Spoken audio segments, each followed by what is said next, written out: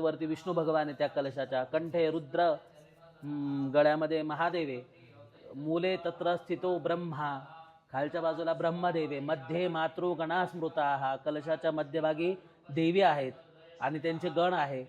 कुक्षौत सागरा सर्व, पोटाच्या खालच्या बाजूला सगळे सप्त सागर जे आहे, 7 सागर सांगितलेले आहेत, सप्तद्वीपा वसुंधरा, 7 द्वीप हे पण तिथं खाली बसलेले. आपण बोलवलेले आहे, निमंत्रण दिलेलं आहे.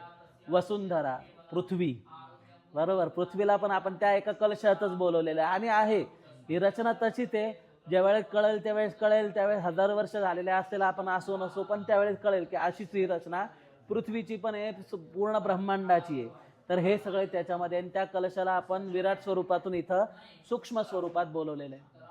हा कलश 3 वेळेला कपाळी लावून, जसं बळीराजाने एक म्हणजे त्या श्लोकांमध्ये असा अर्थ होता, ब्रह्मा विष्णू रुद्राचा तर आशीर्वाद आहेतच, पण दीर्घा नागा नद्यो गिरय स्त्रीने विष्णू पदानिच, म्हणजे विष्णू भगवंतांचे 3 पायांनी हे सगळं व्याप्त केलं होतं. काय व्याप्त केलं होतं? दीर्घा नागा.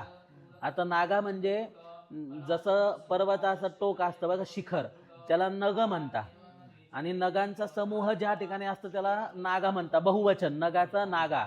तर मग ते दीर्घा नागा, मोठमोठे शिखर, गिरय पर्वत, स्त्रीने विष्णुपदा, दीर्घा नागा नद्यो, नद्यो म्हणजे नद्या, लांबच्या लांब नद्या, हे सगळं विष्णू भगवंतांच्या एका पायाने व्याप्त झालं, पूर्ण सृष्टी व्याप्त झाली. मग तिसरा पाय कुठं ठेवला?